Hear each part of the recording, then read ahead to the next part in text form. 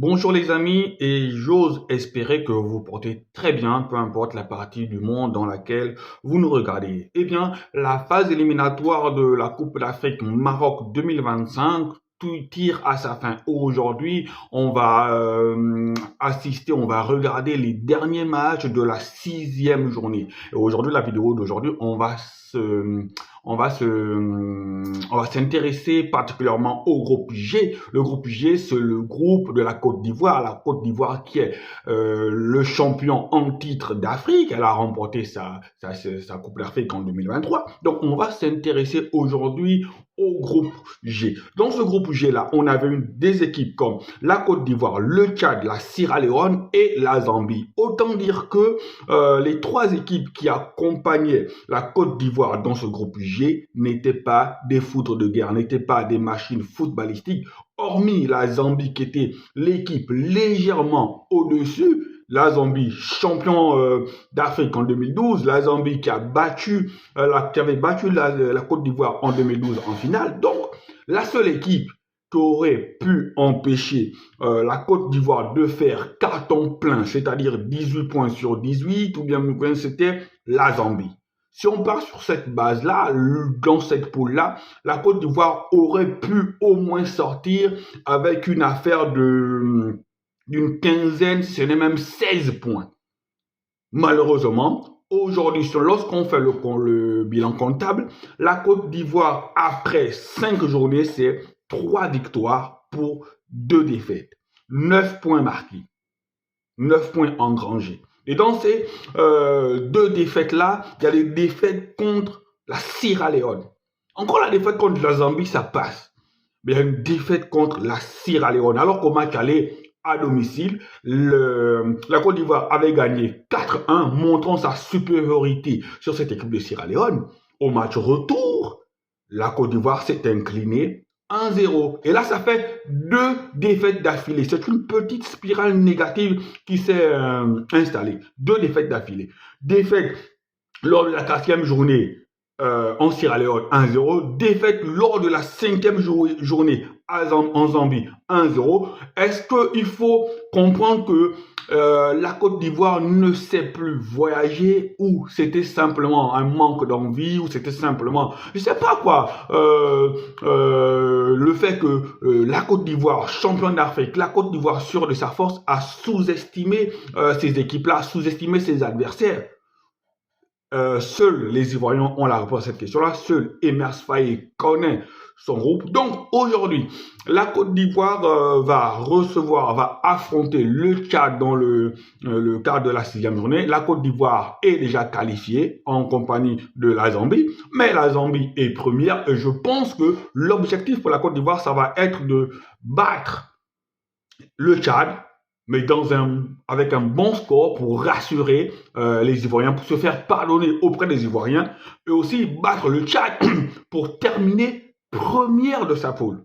Mais là, ça ne dépend plus de la Côte d'Ivoire. Terminer première du groupe G ne dépend plus de la Côte d'Ivoire. Ça va dépendre du résultat de la Zambie face à la Sierra Leone.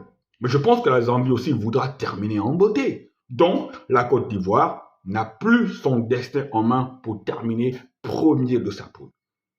Est-ce que la Côte d'Ivoire aura les capacités pour conserver son titre au Maroc? Est-ce que la Côte d'Ivoire a l'effectif même pour conserver son titre au Maroc? C'est la question. La question est posée. Bon, moi je connais, pour avoir regardé la Coupe d'Afrique 2023, on sait que cette équipe-là, on va pas se mentir, et tous les Ivoiriens le savent, je n'insulte pas les Ivoiriens en disant que cette équipe-là, cette génération-là est moins talentueuse que la génération dorée ivoirienne.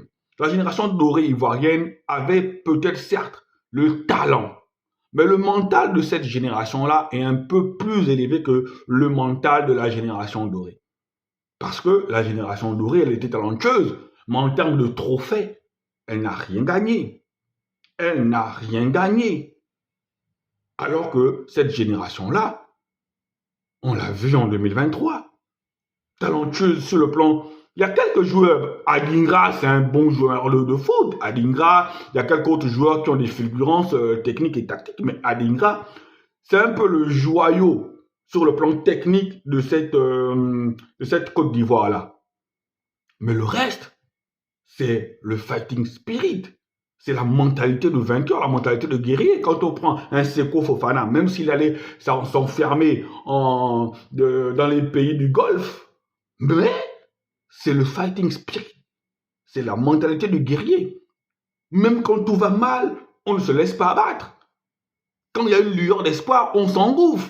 Donc, je pense qu'il faut que cette Côte d'Ivoire-là reste dans ce même état d'esprit. Parce que là, elle nous a montré, en fait, elle ne donne pas une image reluisante du statut qu'elle a. C'est le champion actuel. En tant que champion, tu te dois de sortir de tes matchs qualificatifs en fait, de manière triomphale, en fait. De manière triomphale. Mais là, je pense que si la Côte d'Ivoire termine deuxième, la Côte d'Ivoire sortira de là, certes qualifiée, mais par la petite porte, en fait. Par la petite porte. Et je pense que tous les observateurs du football en ce moment ne voient pas la Côte d'Ivoire conserver son titre. Même les Ivoiriens eux-mêmes ne voient pas la Côte d'Ivoire conserver son titre. Alors, le match contre le Tchad, c'est à 17h. Espérons que la Côte d'Ivoire puisse nous produire un beau football. Espérons que la Côte d'Ivoire puisse gagner devant son public pour rassurer son public. Espérons que le spectacle soit au rendez-vous et que Emers Faé rassure le peuple, rassure les joueurs, se rassure aussi eux-mêmes sur le plan offensif. Voilà. Donc, on souhaite bon vent à la Côte d'Ivoire. On souhaite que la Côte d'Ivoire fasse une bonne canne en coupe au Maroc. On souhaite que la Côte d'Ivoire en tant que championne, voilà, soit à la hauteur du titre qui est le sien. Allez, ciao, ciao, je vous envoie plein d'ondes positives. Allez.